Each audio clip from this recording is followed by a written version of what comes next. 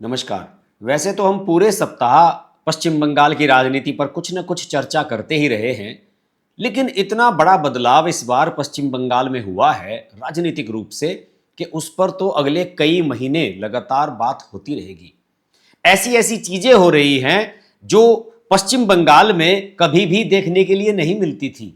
अब आप बताइए कि जाधवपुर यूनिवर्सिटी, जिसको पश्चिम बंगाल की जेएनयू कहा जाता था, वहां पर आरएसएस अपने कार्यक्रम आयोजित कर रही है।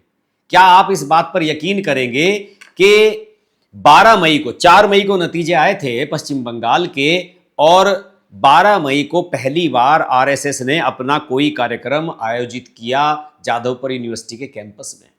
क्या आप यकीन कर सकते हैं? और कल यानी कि गिविते दिवस शनिवार को एक विशेष कार्यक्रम आयोजित किया गया जिसे हिंदू साम्राज्य दिवस कहते हैं। मैं आपको बता दूं कि आरएसएस पूरे साल में 6 बड़े फेस्टिवल आयोजित करती है, उनमें से एक हिंदू साम्राज्य दिवस है। ये मुगलों पर छत्रपति शिवाजी महाराज की जीत का एक प्रतीक के रूप में मनाया जाता है। और आप सब जानते हैं कि उन्होंने हिंदू साम्राज्य की स्थापना की थी और मुगलों के बढ़ते हुए विस्तार को रोक दिया था छत्रपति शिवाजी महाराज ने। शनिवार को भगवा झंडा पहली बार जाधवपुर यूनिवर्सिटी के कैंपस में लहराता हुआ नजर आया। ये कोई दोस्तों छोटी मोटी घटना नहीं है। ये कहते हैं ना कि अक्सर छोटे छोटे जो बदलाव होते हैं वो सदियों को बदल देते हैं, और ये बदलाव अब वहां पर देखने के लिए मिल रहे हैं। यहां पर जो जाधवपुर यूनिवर्सिटी का फिजिक्स विभाग है, उसके प्रोफेसर हैं पलाश माजी, आरएसएस से जुड़े हुए हैं, उनके शायद प्रचारक वगैरह भी हैं। और इन्होंने मीडिया को वहां पर बुलाया और बाकायदा बताया कि सुबह के समय जब हमने योगा का कार्यक्रम हम रोजाना जो करते हैं, सुबह जो शाखा यहां पर लगाई गई, उसमें हिंदू साम्राज्य दिवस को उन्होंने सेलिब्रेट किया। वामपंथी बड़े परेशान हैं। एसएफआई और दूसरे जो ऐसे वामपंथियों के संगठन हैं, वो कह रहे हैं कि साहब यूनिवर्सिटी कैंपस तो पढ़ाई लिखाई के लिए होती है, यहां पर इस तरह के आयोजन करने का क्या फायदा है। इस तरह की बातें करनी शुरू कर दी हैं। जब इससे पहले यहां पर वामपंथ का ज्ञान दिया जाता था, तब उस समय कोई नहीं बोलता था। तब उसे उस समय कहा जाता था हाईली इंटेलेक्चुअल्स का यहां पर कार्यक्रम हो रहा है, हाईली इंटेलेक्चुअल्स की डिबेट हो रही है।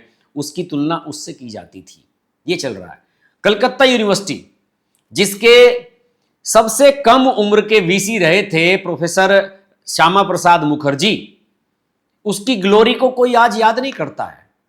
जो यहाँ के वित्त मंत्री हैं स्वपन दास गुप्ता, मैंने आपको पहले भी बताया कि पत्रकार भी रहे हैं और राज्यसभा के सांसद भी रहे हैं। इस बार 2021 में भी चुनाव लड़े थे, हार गए थे। फिर इन्हें बीजेपी ने राज्यसभा में भेजा, फिर इसके बाद इस बार चुनाव लड़े और जीते हैं और वित्त मंत्री बने। और अभी पश्चिम बंगाल का बजट भी उन्होंने बड़ा शानदार पेश किया है। वो गए हुए थे कलकत्ता यूनिवर्सिटी के कार्यक्रम में। उन्होंने वहां के वीसी हैं आशुतोष घोष शायद उनका नाम है, उनसे कहा भी कि आपको वही ग्लोरी इस यूनिवर्सिटी की स्थापित करने का काम करना है जो श्यामा प्रसाद मुखर्जी के समय थी। और श्यामा प्रसाद मुखर्जी को आरएसएस और सब लोग इतना मानते हैं, आप सब लोग जानते ही हैं। तो पश्चिम बंगाल की राजनीति में इतना दिलचस्प घटनाक्रम चल रहा है कि बस कुछ पूछिए ही मत। और पश्चिम बंगाल की राजनीति हमेशा से अपने तीखे तेवरों और हाई वोल्टेज ड्रामे के लिए जानी जाती है, लेकिन इस बार राज्य की विधानसभा में जो कुछ हो रहा है वो भी अप्रत्याशित है। वो किसी पॉलिटिकल थ्रिलर से कम नहीं है। अब आप जरा सोचिए कि एक ऐसी पार्टी जो सालों तक सत्ता में रही, जब विपक्ष में आई तो वो सरकार से लड़ने के बजाय खुद अपने ही नेताओं से लड़ रही है। आप सही समझ रहे हैं, मैं बात कर रहा हूं टीएमसी की। चुनाव के बाद बंगाल में एक नई राजनीतिक जमीन तैयार हो चुकी है, जहां बीजेपी सत्ता के सिंहासन पर है और टीएमसी विपक्ष की कुर्सी पर। लेकिन कहानी में सबसे बड़ा ट्विस्ट यह है कि सदन के अंदर टीएमसी एक नहीं बल्कि 2 अलग अलग धड़ों में बंट चुकी है। मैं बताता हूं, अभी विधानसभा का सत्र चल ही रहा है। सोमवार को भी इसमें कुछ यूसीसी वगैरह इस तरह के बिल आने वाले हैं। लेकिन पिछले सप्ताह विधानसभा के भीतर इस पूरे ड्रामे और पर्दे के पीछे की जो कहानी है, अंदर की जो हलचल है, वो मैं आपको समझाने की कोशिश करता हूं। आप सब लोग जानते ही हैं कि चुनाव के बाद यहां का गणित बदला, विधानसभा का और टीएमसी के 2 टुकड़े हो गए। चुनाव के नतीजे के आने के बाद से ही विधानसभा का पहला सत्र यह शुरू हुआ, तो लोगों को उम्मीद थी कि एक मजबूत विपक्ष के तौर पर टीएमसी सरकार को घेरेगी। लेकिन हकीकत बिल्कुल उलट थी। टीएमसी के कुल 80 विधायक हैं, लेकिन अब ये पार्टी एक छत के नीचे होकर भी दो अलग अलग परिवारों में बंट चुकी है। एक तरफ है बागी गुट, जिसका पलड़ा बहुत भारी है, और इस गुट में 80 में से 80 में से 62 एमएलए शामिल हैं, जिन्होंने पार्टी लाइन से अलग अपनी एक नई राह चुन ली है। दूसरी तरफ है ममता बनर्जी का वफादार गुट, जिसमें अब केवल 18 विधायक बचे हैं। ये वो नेता हैं जो अब भी सीधे कालीघाट, यानी कि जो ममता बनर्जी का आवास है, वहां से दिशा निर्देश लेते हैं। इस भारी संख्या बल के कारण विधानसभा स्पीकर ने बागी गुट के नेता ऋतव्रत बनर्जी को विपक्ष का नेता यानी कि एलओपी मान लिया है, और वहीं से शुरू होती है विधानसभा के अंदर वर्चस्व की असली लड़ाई। विधानसभा के गलियारों में वीआईपी नेताओं का संघर्ष आपको देखने को मिलेगा। विधानसभा के अंदर विपक्ष को अपना कामकाज देखने के लिए एक मुख्य कमरा और एक हॉल दिया जाता है। चूंकि स्पीकर ने बागी गुट को असली विपक्ष मान लिया है, इसलिए उस आलीशान कमरे पर अब बागियों का कब्जा है। इस फैसले ने ममता गुट के उन कद्दावर नेताओं के अहम को गहरी चोट पहुंचाई है, जिनकी कभी बंगाल की राजनीति में तूती बोलती थी। शोभन देव चट्टोपाध्याय, जिन्हें एलओपी बनवाना चाहती थी ममता बनर्जी, और उसी के खिलाफ बगावत हुई थी। मदन मित्रा, कुणाल घोष, असीमा पात्रा, इन जैसे दिग्गज नेताओं ने अपनी बागियों के साथ उस कमरे में बैठने से साफ इनकार कर दिया है। अब नजारा यह है कि ये बड़े नेता सदन की कार्रवाई शुरू होने से पहले ही या तो दरवाजों के बाहर कुर्सियां डालकर बैठते हैं या विधानसभा के गलियारों में टहलते हुए अपना समय काटते हैं। ममता गुट के नेता शोभन देव चट्टोपाध्याय ने स्पीकर से अपने गुट के लिए एक अलग कमरे की मांग की है, लेकिन यह मांग अभी हवा में लटक रही है। सदन के अंदर और भी दिलचस्प कहानियां चल रही हैं। सदन के अंदर की स्थिति इतनी भ्रमित करने वाली है कि कई बार समझ ही नहीं आता कि कौन किसके साथ है।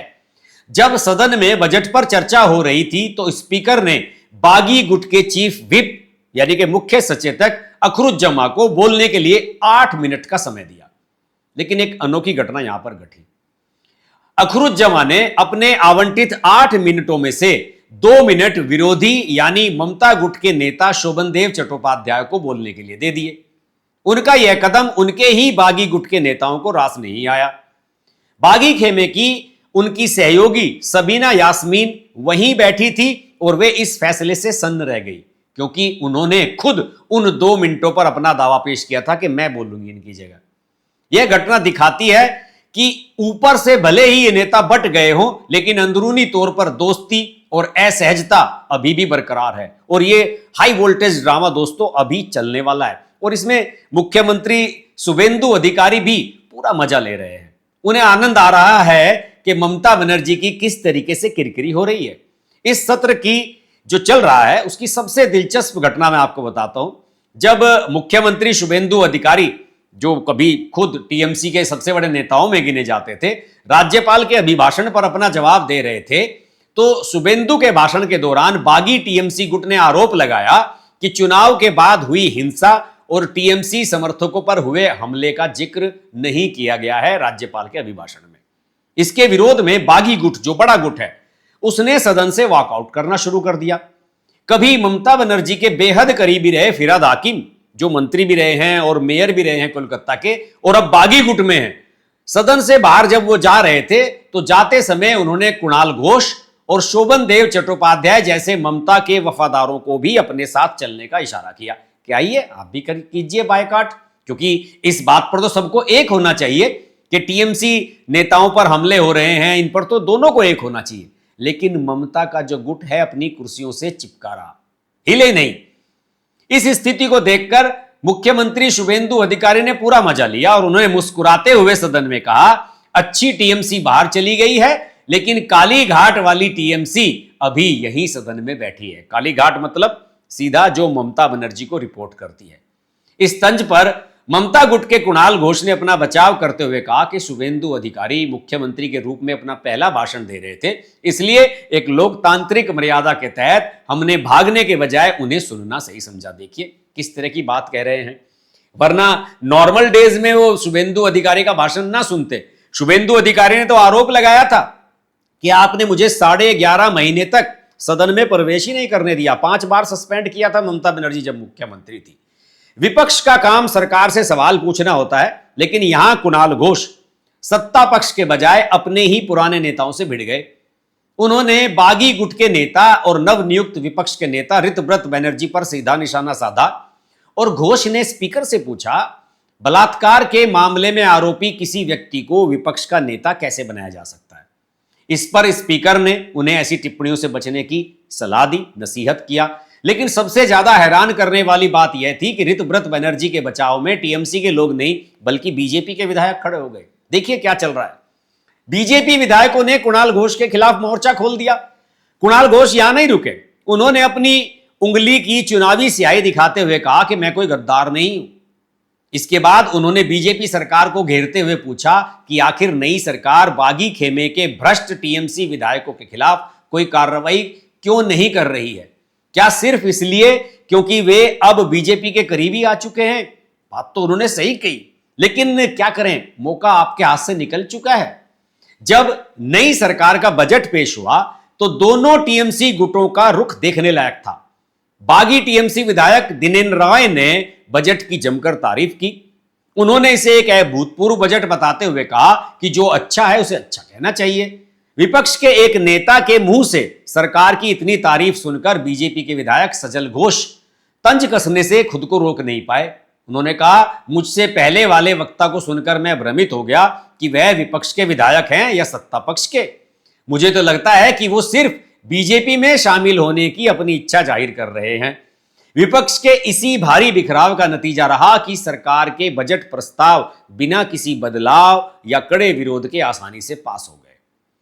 इसमें बीजेपी फुल मजा ले रही है। एक तरफ टीएमसी के दोनों धड़े आपस में उलझ रहे हैं, दूसरी तरफ सत्ता पक्ष इसका पूरा सियासी फायदा उठा रहा है। एक वरिष्ठ बीजेपी विधायक ने इस पूरी स्थिति पर मुस्कुराते हुए कहा कि वह इस पूरी कहानी का निचोड़ है। उन्होंने ये कहा कि हम इस स्थिति का पूरा आनंद ले रहे हैं। विपक्षी समूहों के बीच की लड़ाई हमेशा हमारे लिए फायदेमंद होती है। वे सत्ता पक्ष से सवाल पूछने के बजाय एक दूसरे पर हमला कर रहे हैं। हालांकि जाते जाते उन्होंने यह भी साफ कर दिया कि राजनीतिक फायदे के लिए भले ही यह स्थिति उनके अनुकूल हो, लेकिन एक मजबूत लोकतंत्र और विधानसभा की गरिमा के लिए यह कतई स्वस्थ नहीं है। बंगाल की राजनीति का यह अध्याय बताता है कि जब किसी मजबूत राजनीतिक किले की दीवार दरकती है तो बाहर से ज्यादा नुकसान अंदर की दरारें करती हैं। आने वाले समय में टीएमसी का यह अंदरूनी कलह राज्य की राजनीति को किस दिशा में ले जाएगा, यह देखना बेहद दिलचस्प होगा। आपको याद होगा कि जब बजट पेश किया था शुभेंदु अधिकारी ने, तो उन्होंने ये कहा था कि आपने जो एक व्यापारिक संस्था है फिक्की, आप सब जानते ही हैं, उसके माध्यम से एक इन्वेस्टर समिट आयोजित की थी ममता बनर्जी की सरकार ने। तो शुभेंदु अधिकारी ने कहा था कि आपने किस हक से 300 करोड़ रुपए एक ऐसे संगठन के खाते में जारी कर दिए।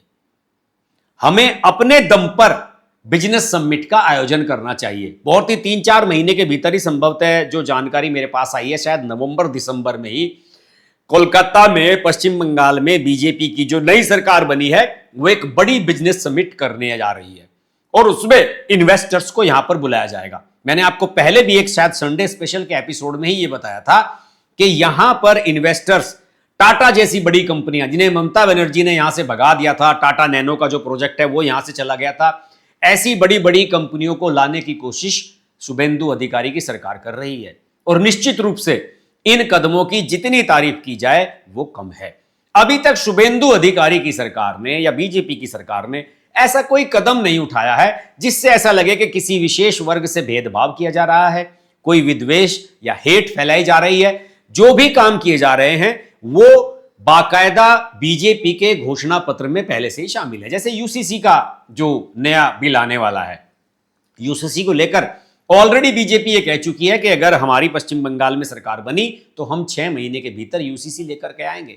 तो मुझे लगता है कि शुभेंदु अधिकारी अपने वर्क फ्रेम में अपने टारगेट को, अपने लक्ष्य को एकदम क्लियर कट बनाते हुए बिल्कुल उसी दिशा में जा रहे हैं जिस दिशा में जाने की अपेक्षा उनसे रखी जाती थी। आज के संडे स्पेशल में इतना ही। संडे स्पेशल का ये एपिसोड आपको अच्छा लगे तो लाइक कीजिए, शेयर कीजिए, और अगर आप पश्चिम बंगाल से हैं तो अपना फीडबैक अवश्य दीजिए। पश्चिम बंगाल पर तो हमने लगातार वीडियो बनाए हैं, हमें जरूर बताइए कि आपको हमारे वीडियो कैसे लगते हैं, और अगर हमारे वीडियो अच्छे लगते हैं तो पश्चिम बंगाल में अपने दोस्तों को, अपने परिवार के सदस्यों को कहिए कि हमारे चैनल को सब्सक्राइब करें।